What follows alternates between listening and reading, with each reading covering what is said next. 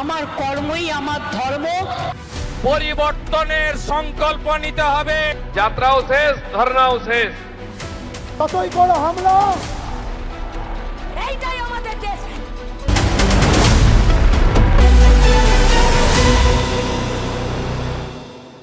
কলকাতার 11টি বিধানসভায় জয় কোন দলের, সংখ্যাগরিষ্ঠতায় থাকবে কোন দল, জানালেন স্টেটসম্যানের বিশিষ্ট কোঅর্ডিনেটিং এডিটর তরুণ গোস্বামী।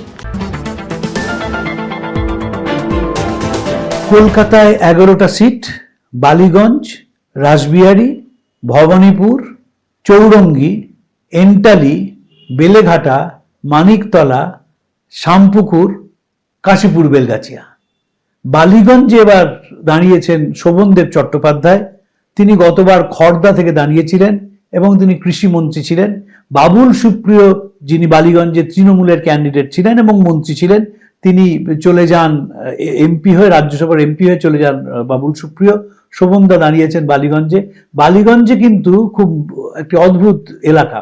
একদিকে যেমন প্রচুর বড় বড় হাউসিং কমপ্লেক্স আছে, অন্যদিকে বস্তি বাড়িও প্রচুর রয়েছে, যার এখনকার নাম উত্তরণ। সাধারণ মানুষেরও বাস। এই সাধারণ মানুষ তারা তৃণমূলের পক্ষে। যারা হাউসিং কমপ্লেক্সে থাকেন তাদের অনেক অভিযোগ রয়েছে। তাদের একটা বড় অভিযোগ হচ্ছে করাপশন। সে করাপশন একটা বড় ইস্যু হয়ে দাঁড়াতো যদি এসআইআর না আসতো। মন্ত্রীদের করাপশন, এডুকেশনে করাপশন, এই চাকরির ক্ষেত্রে করাপশন বড় ইস্যু হতো। কিন্তু যেহেতু এসআইআর চলে এলো, সব ইস্যু ঢাকা পড়ে গেল, সামনে চলে এলো এসআইআর। শোভনদেব চট্টোপাধ্যায় সেই অ্যাডভান্টেজটা পেয়ে গেলেন এবং তিনি জিতবেন, কোনো সন্দেহ নেই। রাসবিহারী কেন্দ্রে দেবাশিস কুমার, যিনি সিটিং এমএলএ, তার বিরুদ্ধে দাঁড়িয়েছেন স্বপন দাশগুপ্ত। স্বপন দাশগুপ্ত অত্যন্ত শিক্ষিত মানুষ, রাজ্যসভার সদস্য ছিলেন, নামী সাংবাদিক।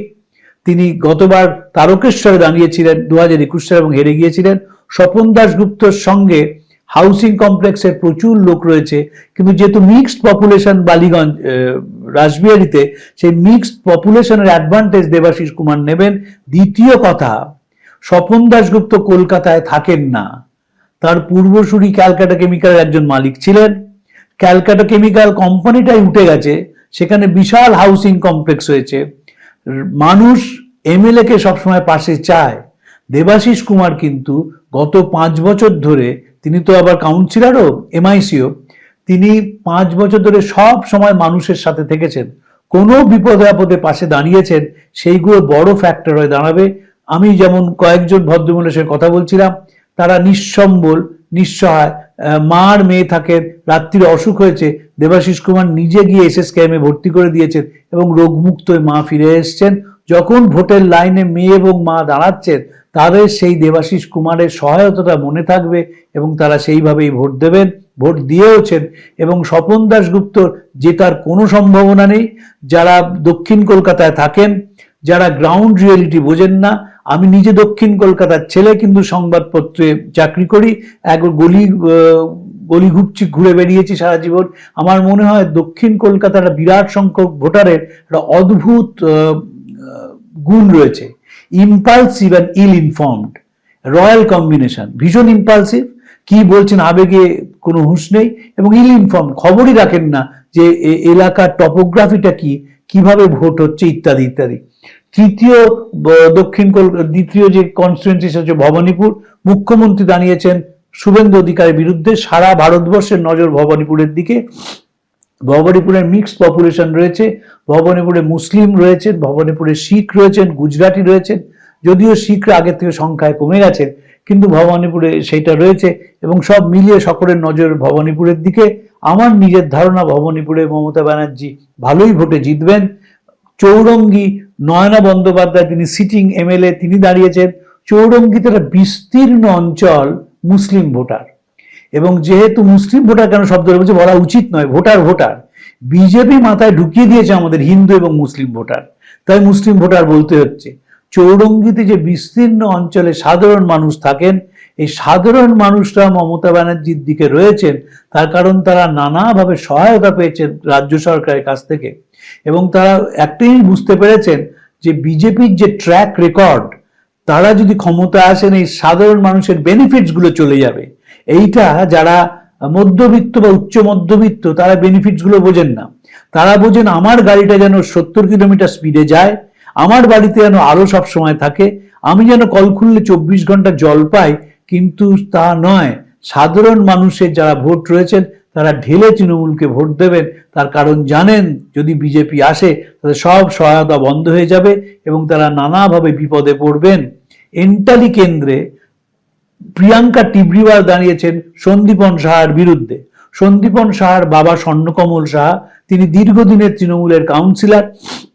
মমতা ব্যানার্জি যখন তৃণমূল দল করেন, যারা তৃণমূলে প্রথম যোগ দিয়েছিলেন স্বর্ণকমল সাহা তার মধ্যে একজন।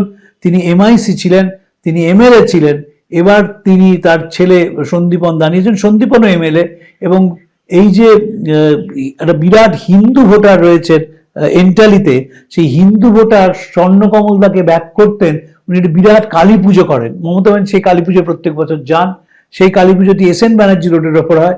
এসএন ব্যানার্জি রোডের সব ধর্মের মানুষ আপনি পাবেন। এবং এন্টালিতেও বিরাট অঞ্চল, একসময় এন্টালির এমএলএ ছিলেন সুলতান আহমেদ, একসময় এন্টালির এমএলএ ছিলেন, তার ঠিক পাশে এমএলএ ছিলেন সুদীপ বন্দ্যোপাধ্যায় তালতলা। এই এন্টালি কেন্দ্রটা খুব একটা কসমোপলিটান কেন্দ্র এবং সেই কেন্দ্রে যে মানুষ সাধারণ মানুষের পাশে থাকে তিনি যেতেন। বিজেপি সাধারণ মানুষের পাশে থাকে না। আমি বারবার এই পয়েন্টটা হার্ট করছি, তার কারণ আমার ঘুরে মনে হয়েছে সাধারণ মানুষের বড় গ্রিভান্স হচ্ছে আমরা ডাকলে তৃণমূলকে পাই কিন্তু অন্য কাউকে সাথে পাই না। মানিকতলা কেন্দ্র, এবার শ্রেয়া পাণ্ডে দাঁড়িয়েছেন। সাধন পাণ্ডে যখন তৃণমূল দল করেন, কংগ্রেস থেকে প্রথম যে মানুষটি এসেছিলেন তিনি সাধন পাণ্ডে।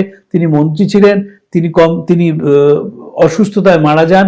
তার বাই ইলেকশন হয়, তাতে সুপ্তি পাণ্ডে তার স্ত্রী যেতেন এবং এবার শ্রেয়া পাণ্ডেকে দেওয়া হয়েছে। শ্রেয়া পাণ্ডের বিরুদ্ধে তাপস রায় রয়েছে। তাপস রায় একসময় সৌমেন মিত্রের খুব কাছের লোক ছিলেন, কংগ্রেস ছিলেন, সেখান থেকে তৃণমূলে চলে আসেন, তারপর কাউন্সিলর হন, তারপর এমএলএ হন এবং ডেপুটি চিফ হুইপ ছিলেন। তাপস রায় যেভাবে কথা বলছেন বোঝাই যাচ্ছে যে তিনি একটা ইনসিকিউরিটিতে ভুগছেন এবং শ্রেয়া পাণ্ডে মানিকতলা থেকে জেতার সম্ভাবনা খুব বেশি। তার কারণ সাধন পাণ্ডের একটা ওখানে গ্রাউন্ড তৈরি করা আছে, সেই গ্রাউন্ডের জোরেই শ্রেয়া পাণ্ডে জিতে যাবেন। মানিকতলা বেলেঘাটা এবার দাঁড়িয়েছেন কুণাল ঘোষ। কুণাল ঘোষের সম্বন্ধে নানা রকম কথা আছে। তিনি সারদা মামলায় গ্রেপ্তার করা হয়েছিল, তিনি দীর্ঘদিন জেল হেফাজতে ছিলেন। পরেশ পাল ওখানকার এমএলএ ছিলেন। পরেশ পালের একেবারে ডোর টু ডোর কন্ট্যাক্ট আছে। যে চারজন প্রথম যখন কর্পোরেশন হয় 1985 সালে, যে পাঁচজন কাউন্সিলর তারা অত্যন্ত কাজের ছিলেন, তার মধ্যে ছিলেন পরেশ পাল, সঞ্জয় বক্সি, অনিল শর্মা, অতীন ঘোষ এবং শোভন চ্যাটার্জি।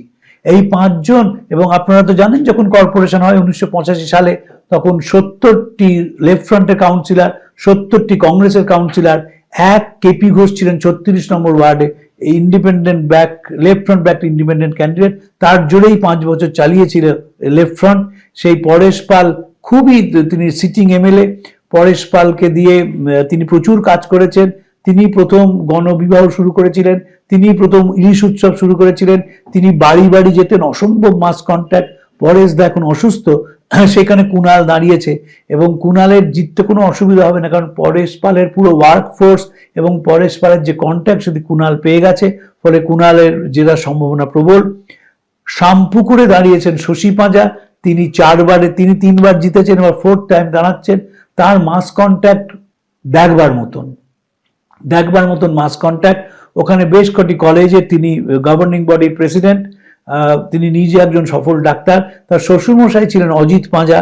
অজিত পাঁজা উত্তর কলকাতা থেকে এমপি হয়েছেন, কেন্দ্রের মন্ত্রী হয়েছেন, তারও প্রচন্ড ডোর টু ডোর কন্ট্যাক্ট ছিল। শশী পাঁজা সেই শ্বশুরমশাইয়ের কাছ থেকে রাজনীতি শিখেছেন এবং সেই রাজনীতি শেখাটি তিনি কাজে লাগিয়েছেন। উত্তর কলকাতা শামপুকুর অঞ্চলের এমন কোনো পুজো নেই, শামপুকুর অঞ্চলে এমন কোনো ডেভেলপমেন্ট কাজ নেই যার সঙ্গে শশী পাঁজা যুক্ত নয়। মনে রাখতে হবে শামপুকুর একসময় ফরওয়ার্ড ব্লকের একেবারে খুব স্ট্রং বেস ছিল। এই শামপুকুরে হেমন্ত বোসের মতন মানুষ তারা এখান থেকে জিতেছিলেন, কিন্তু এখন আর শামপুকুরে সেই ফরওয়ার্ড ব্লকের কোনো কন্ট্যাক্ট নেই, পুরোটাই চলে এসেছে তৃণমূলে এবং শশী পাঁজা জিতবেন এ বিষয়ে আমার কোনো সন্দেহ নেই। অতীন ঘোষ কাশীপুর বেলগাছিয়া, তিনি ডেপুটি মেয়র, আগেরবারও জিতেছিলেন। অতীন ঘোষের পলিটিক্যাল গুরু হচ্ছেন অজিত পাঁজা। তখন এরকম বাড়ি বাড়িতে চিঠি লিখে জানানো হতো না যে কি কাজ হচ্ছে, কোথায় কর্পোরেশন জলের লাইন বসাচ্ছে, কোথায় নতুন সিওয়ার লাইন বসছে। অতীন ঘোষ তখন এই কাজটি করতেন।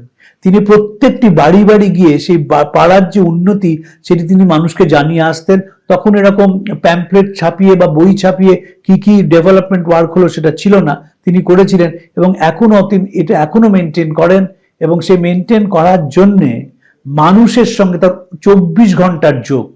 এই মানুষের সঙ্গে 24 ঘন্টার যোগ ভোটে একটা বড় ইম্প্যাক্ট ফেলবেই, এবং তাই জন্য অতীন জিতবে। কলকাতায় যে 11টা সিটে 10টা সিট নিয়ে বললাম, 11 নম্বর সিটে যে জোড়াসাঁকো, সেখানে বিজয় উপাধ্যায় দাঁড়িয়েছেন। বিজয় উপাধ্যায় সম্বন্ধে আমার একটু সন্দেহ ছিল, কারণ এই বিস্তীর্ণ অঞ্চলটা বড়বাজার অঞ্চল, তারা কি করবেন। কিন্তু বড়বাজারে over the years Mamata Banerjee গিয়ে গিয়ে তাদের ট্রেডিং কমিউনিটি এইভাবেই যোগাযোগ করেছেন, তাদের অনেক কটা ডিমান্ড তিনি মিটিয়েছেন। যেমন একটি তাদের অনেক দিনের ডিমান্ড ছিল একটা ফায়ার সার্ভিস স্টেশন করা, সেটা তিনি ফায়ার সার্ভিস স্টেশন করেছেন। এবং বড়বাজারে আগের মতন সেই ট্রাফিক কনজেশন নেই, সেটাও তাদের দাবি অনুযায়ী মেটানো হয়েছে। এবং মমতা ব্যানার্জির সঙ্গে বড়বাজারে খুবই নিবিড় যোগাযোগ রয়েছে। সব শুদ্ধ মিলিয়ে বিজয় উপাধ্যায়ের ভোট হয়তো অতখানি পাবেন না যেটা 21 সালে তৃণমূল পেয়েছিল, তবে বিজয় উপাধ্যায় জিতবেন এ বিষয়ে সন্দেহ নেই। কলকাতার যে 11টা সিট, সেই 11টা সিটই তৃণমূলের পক্ষে আসবে, আমি সে বিষয়ে নিশ্চিন্ত। কোনো সিটে কোনো জায়গায় বিজেপি দাঁত ফোটাতে পারবে বলে আমার ব্যক্তিগতভাবে মনে হয় না।